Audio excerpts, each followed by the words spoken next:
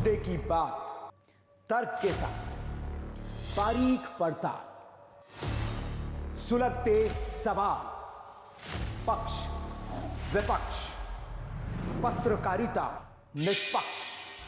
सबसे बड़ा सवाल देश का है। सवाल देश का है।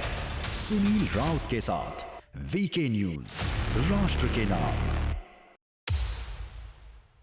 नमस्कार, आप देख रहे हैं वीके न्यूज और मैं हूं आपके साथ मयंक गौड़। एक नजर डाल लेते हैं दिन भर की बड़ी खबरों की ओर। मैनपुरी पहुंचे सपा सुप्रीमो अखिलेश यादव। यहां सपा कार्यकर्ताओं ने अखिलेश यादव का जोरदार स्वागत किया। इस दौरान सपा अध्यक्ष ने पत्रकारों से भी बात की और पत्रकारों से बात करते हुए बीजेपी पर जमकर जुबानी हमला किया। इस बीच अखिलेश यादव ने कई मुद्दों पर अपनी बात रखी, जिसमें देवरिया जिले में हुए जघन्य हत्याकांड से लेकर हमास और इजराइल के बीच चल रहे युद्ध पर भी चर्चा की। देखिए, मैं बहुत ऐसी कोई बात नहीं कहना चाहता हूं जिससे माहौल बिगड़े, लेकिन ये बात आपको स्वीकार करनी पड़ेगी। जितने लोग हैं, मैं जितने चैनलों को देख रहा हूं या यूट्यूब पर या कहीं ना कहीं, सबसे ज़्यादा जातिवादी अगर कोई पार्टी है तो वो भारतीय जनता पार्टी। ये आज मैं पहली बार नहीं कह रहा हूं, इससे पूर्व में भी मैंने कहा कि सबसे ज़्यादा जातिवादी पार्टी कोई है तो वो भारतीय जनता पार्टी है। आजमगढ़ जिले के बेरोजगारों के लिए जिला प्रशासन की तरफ से बड़ी सौगात दी गई, जिसमें जिले के नौजवानों के लिए राजकीय औद्योगिक प्रशिक्षण संस्थान परिसर में वृहद रोजगार मेले का आयोजन किया गया, जिसमें 50 से ज्यादा कंपनियों ने भाग लिया। इसके साथ ही मेले में सांसद दिनेश लाल यादव निरहुआ के साथ जिले के कई बड़े अधिकारी भी मेले में मौजूद रहे। मेले के आयोजन के दौरान कक्षा 10 से लेकर उच्चतम शिक्षा प्राप्त करने वाले अभ्यर्थियों को उनके शैक्षणिक योग्यता के अनुसार चयनित किया जाएगा। ये क्षेत्रीय सेवा योजन कार्यालय आजमगढ़ द्वारा ये बृहद रोजगार मेला का आयोजन कराया गया है, जिसमें 50 से अधिक कंपनियां भाग ले रही हैं। और इसमें जो हमारे ऐसे प्रतिभागी हैं जो हाई स्कूल से लेकर के और उच्चतम शिक्षा प्राप्त किए हुए हैं, वो अपनी अपनी शैक्षिक योग्यता के अनुसार अलग अलग कंपनियों में जिसको जिस तरह की आवश्यकता है यहाँ पे पंजीकृत कर रहे हैं और वो अपना इंटरव्यू दे करके और यहीं से वो अपना जॉब पा सकते हैं।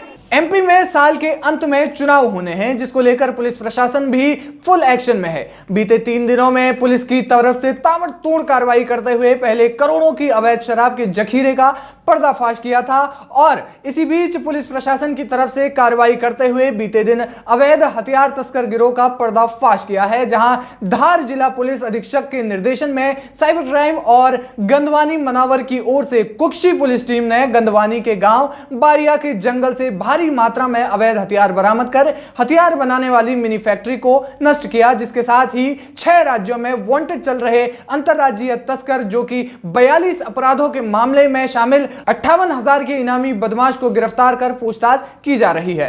चारों की हम लोगों ने पड़ताल करी, पूछताछ करी। इसके 5-6 ऐसे पेडलर हम लोगों को ज्ञात हुए हैं जिसके खातों में ये पैसा बुलाता था, अवैध हथियार की तस्करी करके उसी खाते को हैंडल करके, स्वतः हैंडल करके और पैसा बुला करके उसके ATM, पेटीएम, पासबुक से पैसा हैंडल करता था। अभी तक अवैध तस्करी के धंधे में लिप्त होकर के इसने जितने खातों का उपयोग किया है उस सभी खातों का हम लोगों ने जांच की है, डिटेल बुलाया है। तो कुल मिलाकर के 1,72,00,000 के लेन देन के हिसाब इससे मिले हैं। एमपी में चुनावों की तारीखें चुनाव आयोग की तरफ से घोषित कर दी गई हैं, जिसको लेकर बीजेपी ने अपने कामों में तेजी ला दी है और इसी बीच बीजेपी की तरफ से प्रत्याशियों की चौथी लिस्ट जारी कर दी गई है। बीजेपी की चौथी लिस्ट में अपने नाम शामिल होने के बाद प्रत्याशियों और विधायकों में खुशी की लहर देखी गई। इस लिस्ट में बीजेपी ने 57 लोगों से मंदसौर विधानसभा के विधायक यशपाल सिंह सिसोदिया को भी शामिल किया गया है, जिसके बाद यशपाल सिंह के घर पर प्रशंसकों का बधाई देने के लिए तांता लग गया। इसी बीच विधायक यशपाल सिंह सिसोदिया ने पत्रकारों से बात करते हुए अपनी खुशी जाहिर की और बीजेपी के शीर्ष नेताओं का आभार व्यक्त किया। उन मतदाताओं को है जो लगातार मुझ जैसे छोटे से कार्यकर्ता के ऊपर विश्वास और भरोसा करते चली जा रही है। मैं भारतीय जनता पार्टी के तमाम सभी वरिष्ठ संगठन से जुड़े हमारे जो मार्गदर्शक है उनका भी मैं हृदय से आभार व्यक्त करना चाहता हूँ। और जनप्रतिनिधि की भूमिका में जो वरिष्ठ जन हैं, उन सबका भी मैं आभार व्यक्त करना चाहता हूँ। भारतीय जनता पार्टी का एक एक कार्यकर्ता, संगठन का एक एक पदाधिकारी, सबने मिलकर जो विकास के इस रथ को एक जनप्रतिनिधि की भूमिका में मुझे सहयोग दिया, मुझे स्नेह दिया, मुझ पर विश्वास और भरोसा किया, और इसी के कारण से लगातार चौथी मर्तबा मुझे टिकट मिला। राजस्थान में होने वाले विधानसभा चुनाव को लेकर चुनाव आयोग की तरफ से चुनाव की तारीखों का ऐलान कर दिया गया है, जहां चुनाव आयोग ने प्रेस कॉन्फ्रेंस कर चुनाव की तारीखों का ऐलान किया।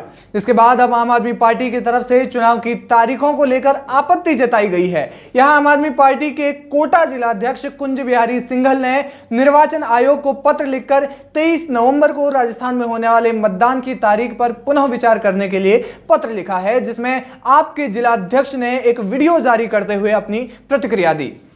जय हिंद साथियों, आम आदमी पार्टी राजस्थान और कोटा जिला द्वारा आज चुनाव आयोग को पत्र लिखकर चुनाव की दिनांक पर पुनः विचार करने का निवेदन किया है, क्योंकि 23 नवंबर 2023 को राजस्थान पे चुनाव होने वाले हैं और उसी दिन हमारी हिंदू आस्था का त्यौहार छोटी दीपावली व देवउठनी एकादशी है, और इस दिन बहुत संख्या में शादी त्यौहार भी होते हैं, तो जो पूरे भारतवर्ष में बहुत ही धूमधाम से मनाया जाता है।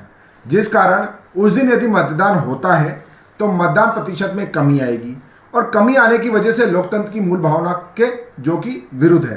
फिलहाल इस बुलेटिन में इतना ही। देश और दुनिया की तमाम बड़ी खबरों के लिए आप बने रहिए हमारे साथ, देखते रहिए वीके न्यूज। नमस्कार। वीके न्यूज, राष्ट्र के नाम।